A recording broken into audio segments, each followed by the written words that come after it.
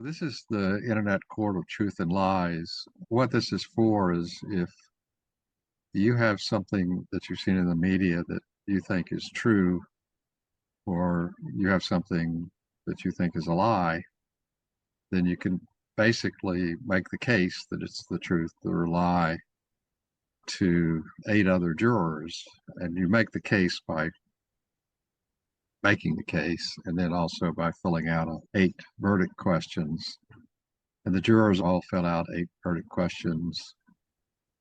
And then ultimately there's a video, which is what this is, where the plaintiff who's made the case explains the case he made, goes over his verdicts, and asks the jurors to give a short summary of their verdicts in order for everybody to see how everybody's seeing the thing that's being discussed as to its truth, whether it's a truth or a lie.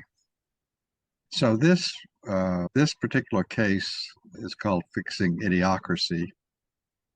All of my cases are based on Medium articles that I wrote, and I'm a little bit less proud of this Medium article than I am of others because A, it's redundant with some other more serious cases that I've had, but B, it's talking about an idiocracy. And I actually tend to believe that we're in the idiocracy now.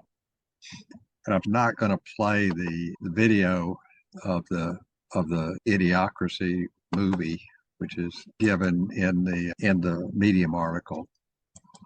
I'm going to assume that everybody's watched the little short version of the movie. And what I wanted to mention was this sign, which stimulated this article. And this was at the first protest after Trump was elected the first time. And a whole bunch of people went down to Washington, D.C. And me and my wife were 2 of them. I took a picture of this sign, which I thought was great because I knew Idiocracy. I'd seen the movie. And I thought this was a very cute sign that Idiocracy was just supposed to be a movie, not a documentary. That sets the tone for this article. It's a weird article. I'm arguing is that one of the things that has magnified the Idiocracy is people in social media blasting each other with no real dialogue. You say what you want. Some of the things that people say are manipulating other people. Their lies are all over the place. My argument has been that these wild comments that are made and so forth, they just magnify the idiocracy that we live in. If you haven't watched the movie, let's see if I can bring up a little bit of it. It's incredibly disheartening having watched the movie. Yeah. He don't care about you. Yeah, there must be something he likes over here. Ain't nothing to me, baby. It wasn't me. It wasn't me. We finally decided to have children, and I'm not pointing fingers, but it's not going well. And this is helping. I'm just saying that before I have in vitro, maybe you should be willing to... It's always me, right? It's not my sperm count. Yeah! I'm gonna fuck all of y'all! That's my boy! Cleavon is lucky to be alive. He attempted to jump a jet ski from a lake into a swimming pool and impaled his crotch on an iron gate. But thanks to recent advances in stem cell research and the fine work of Doctors Krinsky and Altshuler, Cleavon should regain full reproductive function. Get your hands off my junk! Unfortunately, Trevor passed away from a heart attack while masturbating. We'll not go through all this, but the gist is we're living in an idiocracy where the Darwin's rules no longer apply because society is just such that it's gone crazy. You could argue, in fact, we're in the idiocracy now.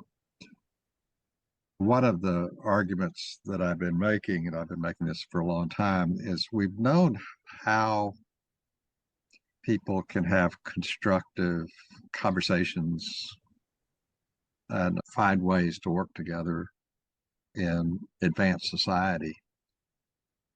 The thing that we've learned a long time ago and we built into the Constitution is this idea of when people meet, there should be forms of enforced moderated dialogue, where enforcement means there's something to talk about, and moderated means that people are making sure that what they're talking about is the thing that is the thing that's being enforced. It's not so much that you have to have a moderator, but you do have to have people that are willing to say, let's stick to what we're talking about. Then you can have a useful discussion. Just recently, Barack Obama gave an interview on what Obama learned. He said that the thing that most influenced him before he became president was, in terms of social media, was called Meetup, because you would schedule a time when people would actually get together for some function and meet up, and it would be a physical meetup. He said it was wonderful because you learned how other people thought about things. And he said that it was really valuable to him to see that and really understand it. It turns out that what the Internet Court of Truth and Lies is really about is creating essentially meetups where the topic is always something, some claimed truth or some claimed lie, because the brain is a truth engine. It's something that everybody is computing on basically all the time. So it's easy to have a conversation about these things, even if sometimes you don't want to necessarily face the truth or face the lie, or you're the liar. But the concept is the same. Has anybody else seen this interview with Obama? Are you talking about the one he did with Mark Maron? Yeah, I'm sorry, Maron. Yeah, but yes, Yeah. I'm sorry. Yeah, Yeah, I saw part of it. I didn't see it all. yeah. He has a podcast, and it was the final episode of his podcast that he does. Yeah. This is the podcast where he discusses this. And actually, what he's discussing is the benefits of these meetups in terms of getting people understanding each other and how they think. That's been the purpose of Truth Court as well. Obama says he wishes something like that existed on the internet. And I put a comment on this YouTube that says it does. And I referred to Truth Court, and of course they haven't responded. I put up the link on the chat. Okay. The thing that I'm testing on whether or not it's true is that Truth Court can help prevent social media from causing idiocracy, because I think that social media has been a prime cause for idiocracy. Stimulant, whatever you want to call it, catalyst. The proposal we have is that in any of these social media tools, you can do a comment like you regularly do, but you could also be a plaintiff and create a trial that tests some truth that you believe associated with a post or some lie, and make the case if the social media happens to be Facebook or something that's got a huge number of people always there, then the trial could happen essentially immediately. And you could find out how other people are thinking about what you believe. I think that would be a great thing, but only something like Facebook of that scale could make it immediate. So we have it set up for scheduling and so forth and so on. My argument is that this is the truth, and I believe it is the truth. Most of the people who are on this trial have been here to some number of trials. I find these very interesting because you get to hear how other people think about something, and it turns out it's very interesting. The whole truth, I said yes. I think that the supporting materials that I've given support that. Is it nothing but the truth? I said, I believe it is the truth and nothing but the truth in the traditional sort of sense of that. What's the deceit? I said, no deceit. Is it intended? The truth is intended. What's the motivation behind the truth or lie? It's to be informative. In other words, the reason I wrote that paper was to be informative in the face of the having seen that sign and then having fun writing the paper and saying, yes, there's a way. Hopefully, maybe Obama will see this. I'm going to put this up on X and probably try to get it to Obama and this podcaster. Although that was his last podcast, so might not do any good. What's the social acceptability? I said it is acceptable. But it really does need to be convenient. It becomes increasingly acceptable if it's increasingly convenient. The most convenient thing that we would like to have is so many people online simultaneously that you can gather together a jury very quickly. We'd also be able to create a YouTube automatically after the trial, so you can post a YouTube of whatever happened in the trial. What label would you like? I've said no label needed. Looks like most people agreed with me. So what I want to do is go through the jurors here, who mostly are moderators, and get y'all's 30 or 40-second summary of your verdict and whether or not I was at all convincing about this, or your experiences convinced you or they didn't. So juror one. Yeah, hey, I'm juror number one. I agree with your premise. I 100% agree. The problem we have is truth is now subordinate to tribalism. It's no longer about, is it true? It's about, what do my friends believe is true? And I'll give you an example. There was never any famine in Gaza. That was a complete lie. It was demonstrably false from the inception, period. And everything we've seen since the ceasefire was declared, apparently all these starving people gained all their body weight back in one day because it was all bull. But you had millions of people believing this because disinformation and misinformation are just prolific. How do you beat that culture where tribalism is more important than truth? And that's the issue we're facing. Yeah, so my belief there is that if we really were doing what I hope this system will do eventually, which is running 100,000 trials a day, that there will be plenty of opportunities for people to leak the truth out. One of the potential sponsors of all this says you're trying to democratize truth. And I said, yes. That doesn't mean there won't be tribes. We need to incentivize truth. Yeah, we need to be able to matters more than tribalism. And yes. That's very difficult, but I'm with you. I'm with you. Yeah, I think that the way you do this is, because I'm going to go back to this guy. He's a billionaire, and see if he'll sponsor, pick a number, 100,000 trials or 10,000 trials or something, with his shepherding exactly what you're saying. In fact, I might ask him to ask you to help him, because you've got the exact right thing, because he's got the money. I know him. I don't know that he has too much hands-on stuff. I don't think he does that. Okay. Yeah. But I think he would share your sentiment perfectly. I'll email you a reminder here shortly. Contact me. We'll double team him on the sale. I'm 100% with you. Okay. Juror two. That's me, Bob. Yeah, I wholeheartedly agree with you. Not so comfortable about democratizing the truth.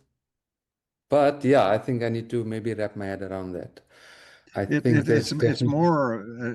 I didn't mean vote on the truth. I meant democratizing in the sense that people have freedom of speech, and there was a way to get a consensus. So one of the things that a sponsor can do is if he runs 1,000 trials or whatever, you can get ChatGPT or Grok to summarize all the trials. And that's democratizing the truth. So you see, okay. Yeah. that's So what I you're really not. meant. Yeah. Yeah. Yeah. Okay. Not selling the truth. No, That's no, where the no. truth is for sale. Yeah. That's No, yeah. no. Yeah. Yeah. Okay. Juror 3. That's me. A lot Hey. to think about here. What I thought was interesting, what I hadn't thought about until the other two moderators brought up their ideas, is that democratizing it, would you have to, our jury pools, they're not, we don't know if they're, which way they lean. You know what I mean? If it would be a perfect trial, wouldn't you need to have various different, No, you don't think so so? this is known in law. There's a huge scholarly literature on this. And what's historically worked is the jurors are basically selected at random.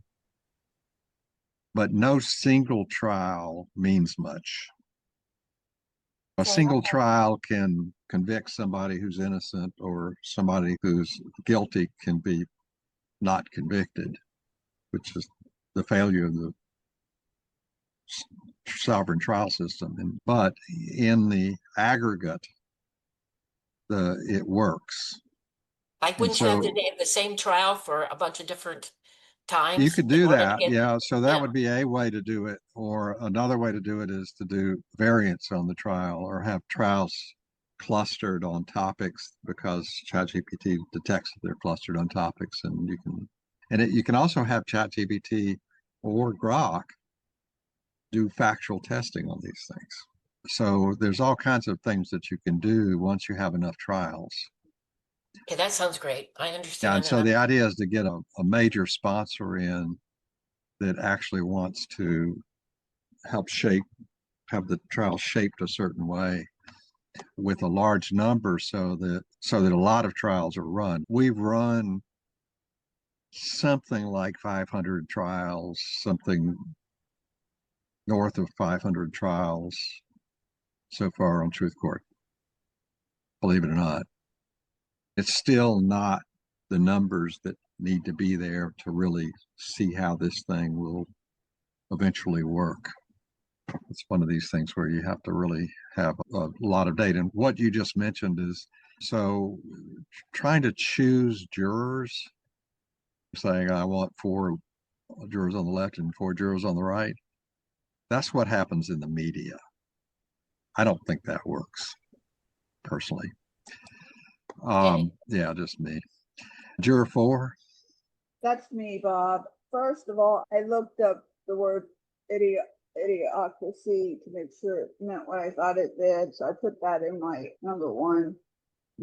And then the other thing I always like to do, I put in to Google, Truthport can help prevent social media from causing idiocracy.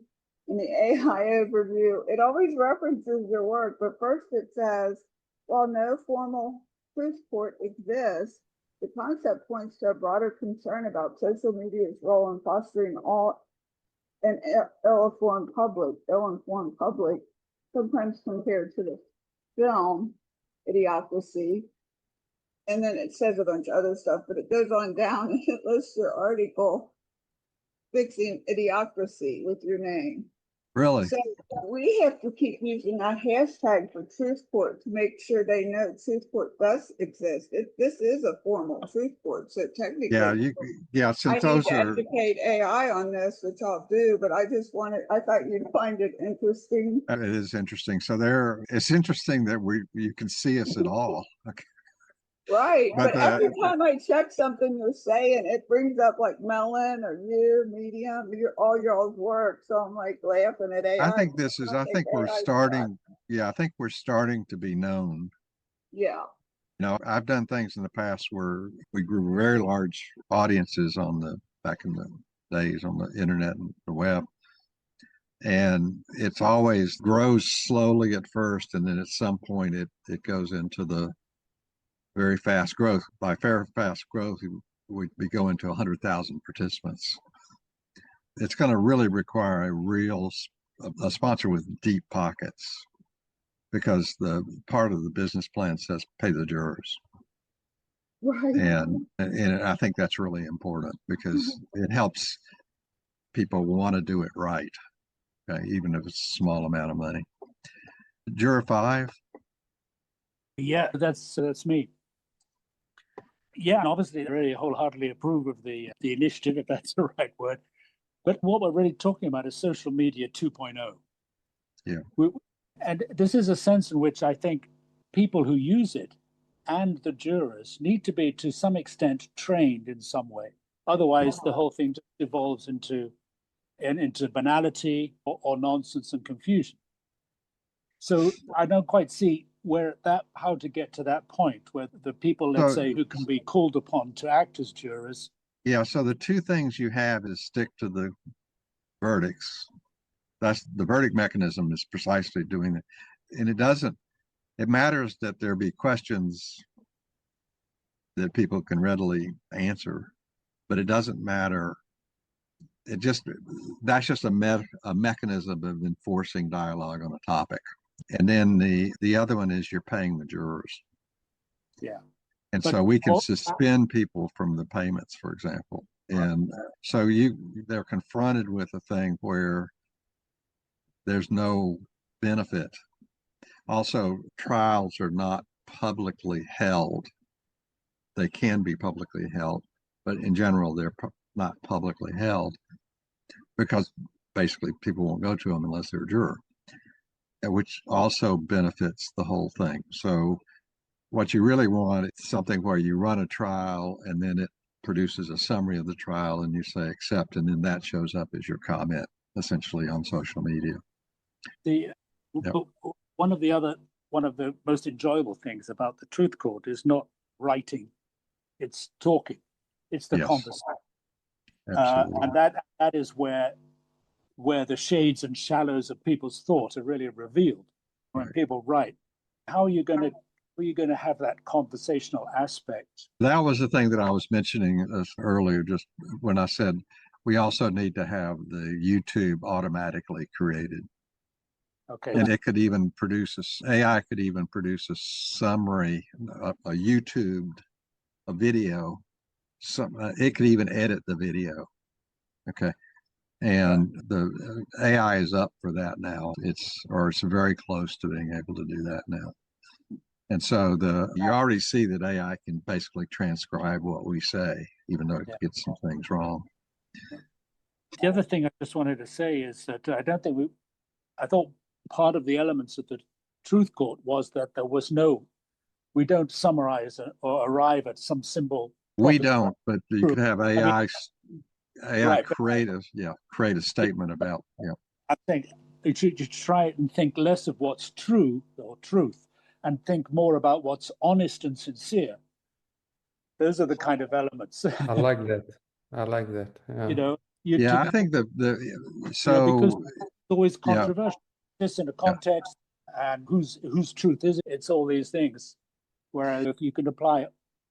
Yeah, I actually think that you'd find that if it's honest and sincere, you would find people manipulating it all over the place. Yeah, but you're never going to arrive at a truth that's established, because it's never. Yeah, the Truth Court doesn't pretend that there's a decision about whether or not something. It's not a sovereign court. It doesn't have to punish anybody. It has no outcome other than the verdicts. But it keeps things at least on topic. And if I get a big sponsor, one of the things we could mention to them is, would you like us to do a different 8 questions for some number of trials, and you can see what happens. But I think the brain is a truth engine. So honesty really has to do with whether or not you trust somebody to be telling you the truth. And sincerity is the same thing. And you believe it's the truth. What we're not trying to do is, I call it absolute scientific truth. We didn't say scientific truth. We just said truth. We didn't qualify the truth, but the brain is a truth engine. So what we're looking for is something that people can immediately respond to with some confidence about what they're saying. Anyway, I half agree with you. I'd love to run that test. We don't have enough trials to run the test. I'm an experimental psychologist. I need volume. I need lots of data.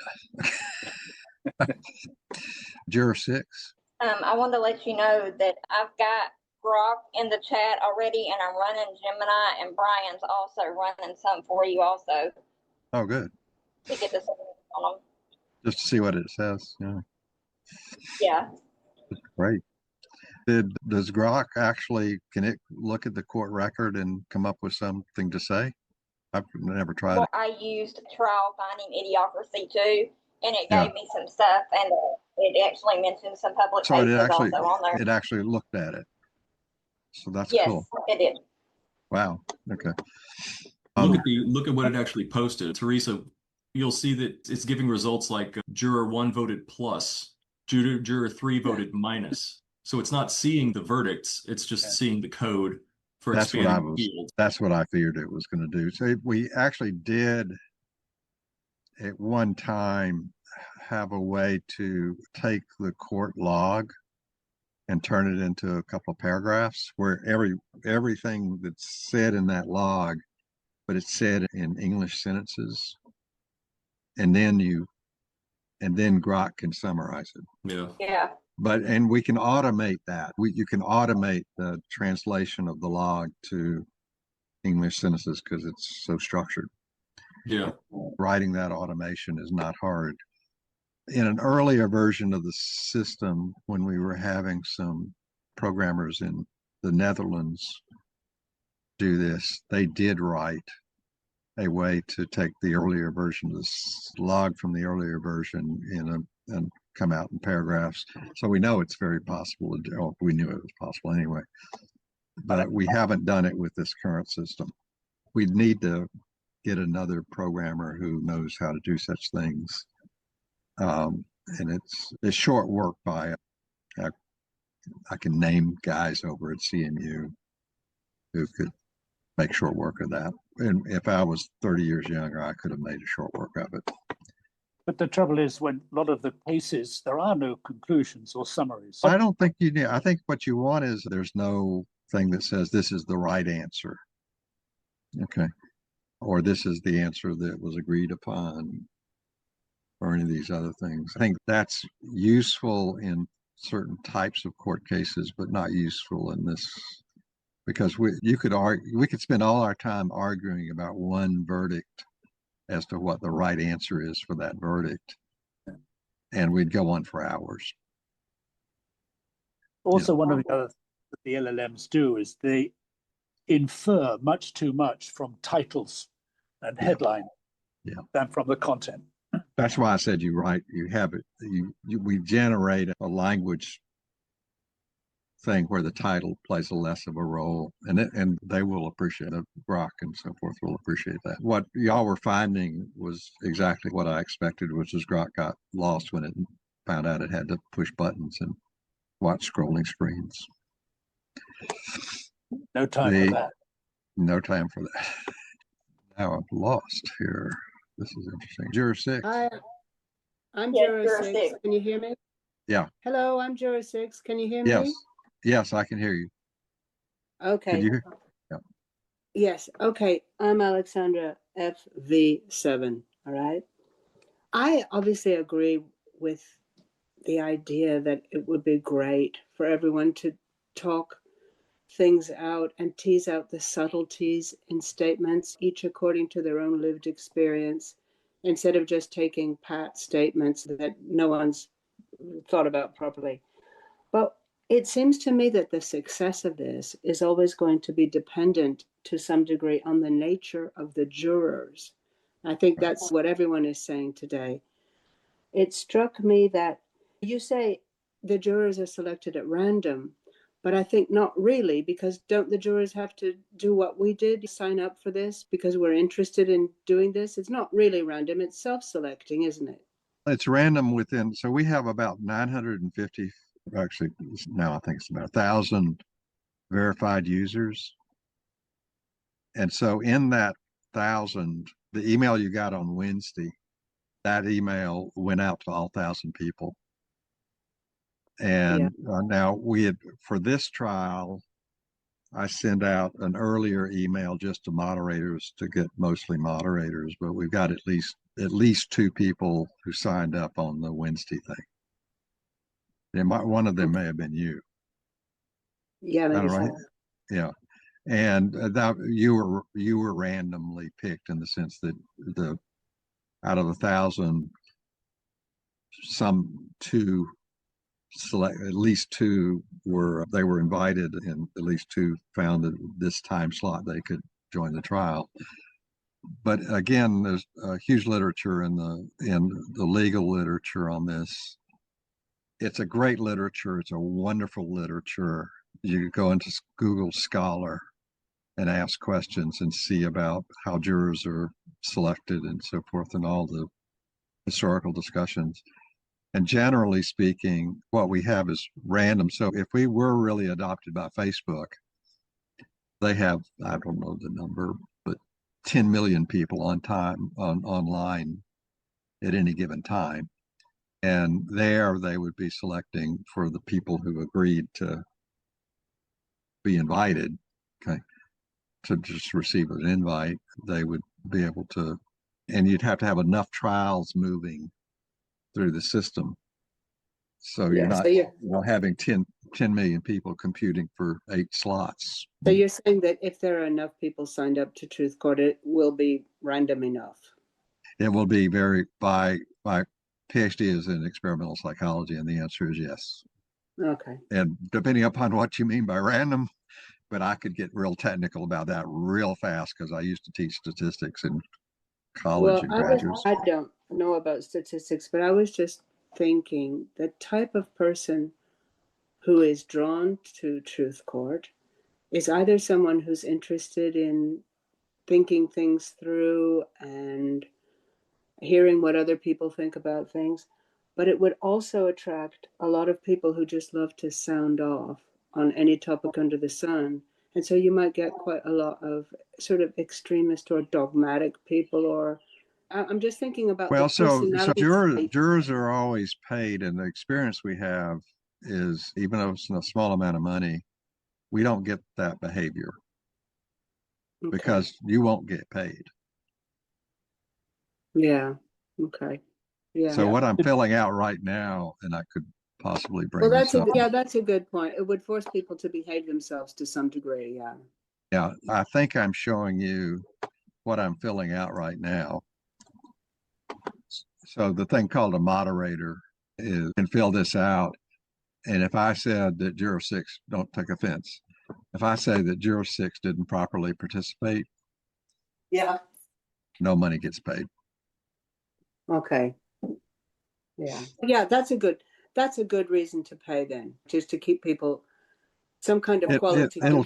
It'll keep people from it. They don't want to not be paid if they thought they were going to be paid, and if they find out that and then you can actually put a note in and says that the juror was just spouting off random things and we had to shut them down. Okay, that's good. I know I do, whenever I'm on the case, I look to see if the answer was copy and pasted, because if they just go through and they copy and paste it, then that shows that they really don't have an interest. They're just there for money, and we do want people to participate and give their opinion on the case. Yeah, and as this system gets more sophisticated, it'll send them why they didn't get paid. If the system is, and the other thing we can do is suspend people from being given invites if they misbehave in different ways, and they're reported out of the trials that way. You give them address. Yeah, just Facebook can suspend you. I don't know if you knew that. They do. I got suspended on Facebook for calling Trump a dyslexic, narcissistic, schizoid psychopath back in They say I'm 2017. Facebook suspended me, as did Twitter. Yeah, he used to be called Pumped. Yeah. Juror 7.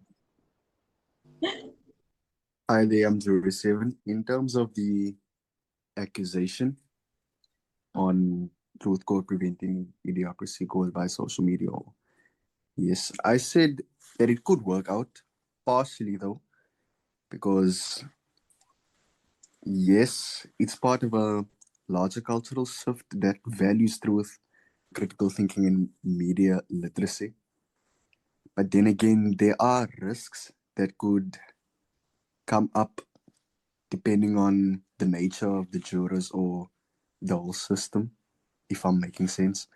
Because some people might see it as another elite gatekeeper or an enforcer of official narratives.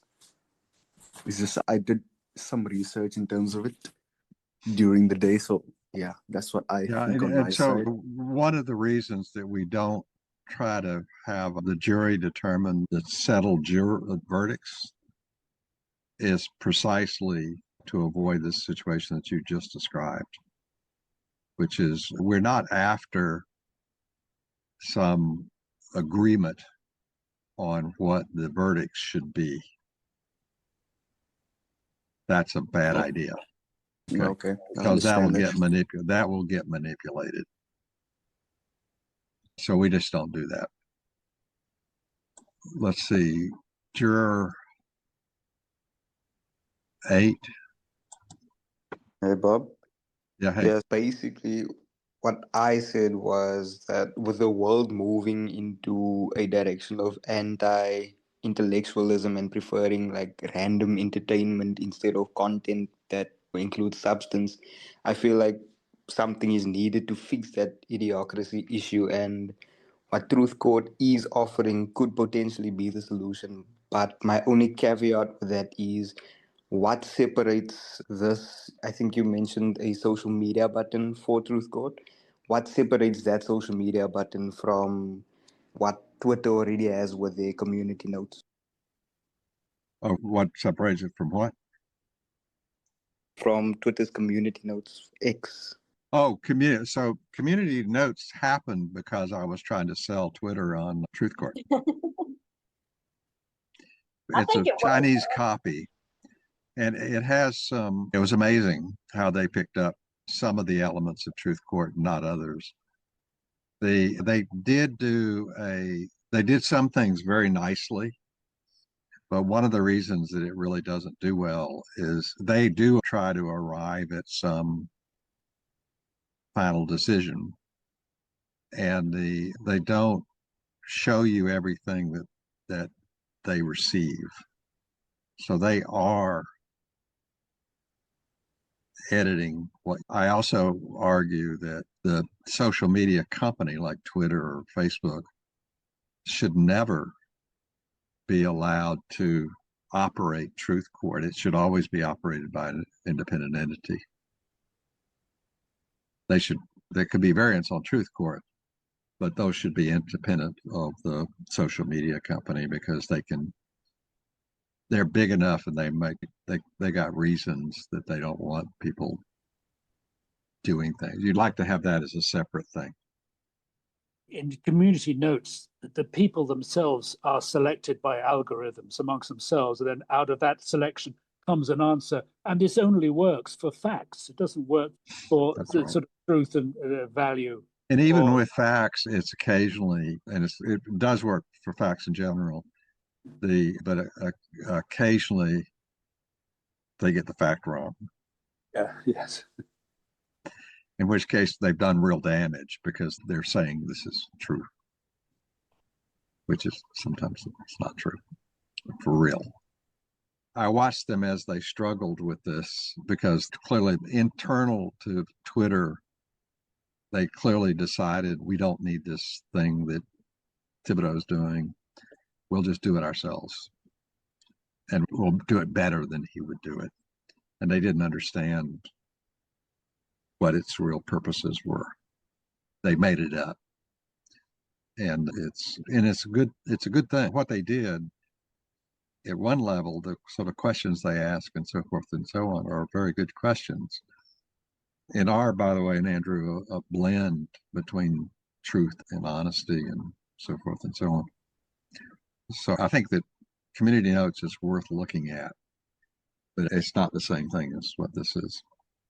So that's about it. Let me give you one other thing. If you go to, try to remember how to see this.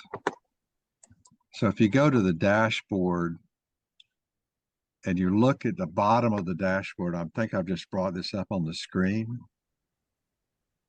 It says invites. We actually had this running in an earlier version. And what this did was this was all of your invites to all the trials that you've been invited to, organized by date and time.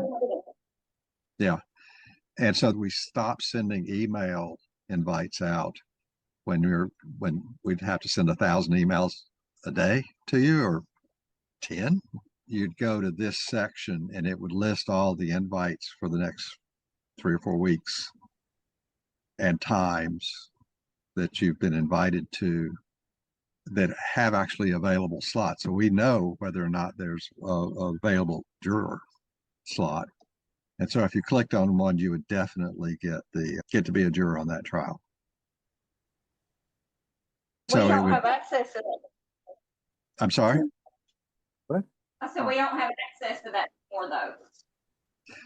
No, so we're going to switch as we get more sponsors, so that there are more trials than nine a week.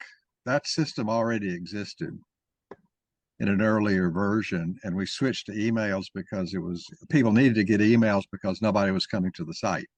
But we can potentially just send an email out to all the potential invitees and say, go to the site. Once a week, we send a reminder out to go to the site, and it would give a link directly to the invites page, and you can pick off a trial you want.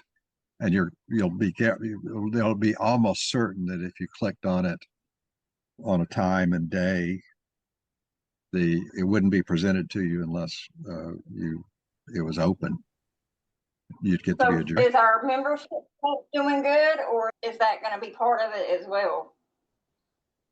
Yeah, the membership is fine. Yeah, all that's fine. So the membership, and including the contributing sponsors will get an advantage about when they're notified. Okay. But for any existing trials that have available slots at that moment in time for that juror, for that potential person, they will see them and they can pick them off. If it gets big enough, what will inevitably happen is there'll be two people will nearly within a millisecond of each other choose the same trial at the same time, and there'll only be one slot available. And the system will have to pick one of those two at random. It won't be random. It'll be, if one of them is a contributor, they'll be picked in preference to the one that's not a contributor. I was just wondering though, because I've been pushing on Mondays. I've been pushing my people to sign up to upgrade their membership. Yeah, I think that's a great idea, and I think that's all. None of that goes away. What happens when we have to send 1,000 emails a day, and the answer is we'll never do that. Okay, the system. To scale the system, we have to go to this place where which we already had this running, but we didn't do it. We stopped it and we started using email because people were not ever going to the site to look at this place. It was much more direct just to give them an invite. But even now, because we're so oversubscribed, this justifies bringing it back again too, so that you don't see invites to trials you're never going to get in. So just to recap, at the moment, I see my dashboard as only the cases that I'm involved in. Right.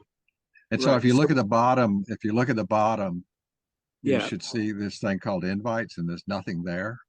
But there used to be in the early days, which is over a year ago now, No, I actually I remember that. Yeah. Yeah. I see. But that's what they'll be, the invites. Yeah, we're bringing back the code. Justin is bringing back the code. It's on his list.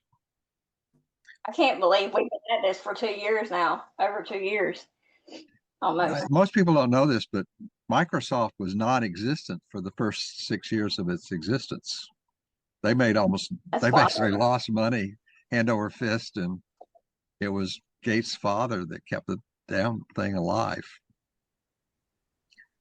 And they started off in Boston and then went to Arizona and then ultimately went to Seattle. It's just unreal, though, that me and the other ones that are here in the chat, like Teresa, Brian, Robin, Andrew, all of us, we've been here since you started basically putting it out here, I feel. And it's just, I don't know, it's weird. It's what you're watching is typical startup. It sounds crazy, but it's very rare. So even if you look at the things that Musk did, his early days were not good from the point of view of anybody caring what he was doing and what he had, his level of success and so forth and so on. And he had a lot of money from kind of day one. And part of that was because he had, if you read his history, he had $20 million in free change.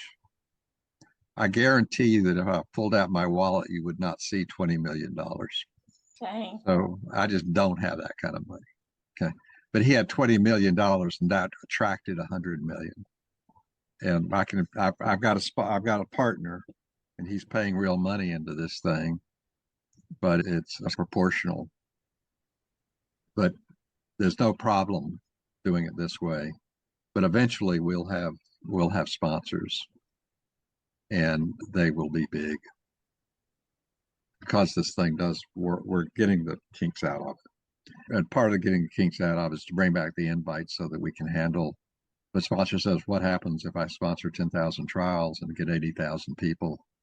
And the answer is the invites thing will be back. And by then we'll have it back. I don't know how soon, but it was largely done. It was not largely, it was done.